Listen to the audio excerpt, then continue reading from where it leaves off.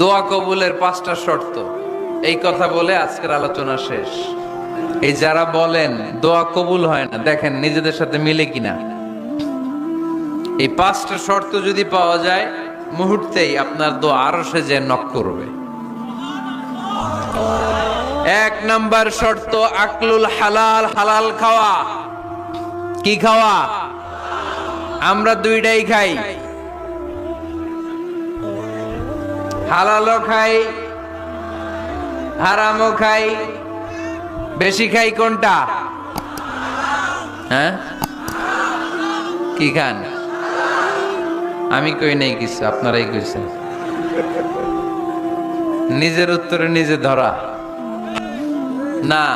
হারাম খেলে তো দোয়া কবুল হয় না। লা ইয়াদখুলুল জান্নাতা জাসাদুন গুযিয়া বিল হারাম। ওই দেহ কখনো জান্নাতে যায় না যে দেহ হারাম খেয়ে বর্ধিত হয়েছে। কেন দোয়া কবুল হয় না? মিলিয়ে নেন নিজের জীবনের সাথে, জাস্ট একটু মিলিয়ে নেন।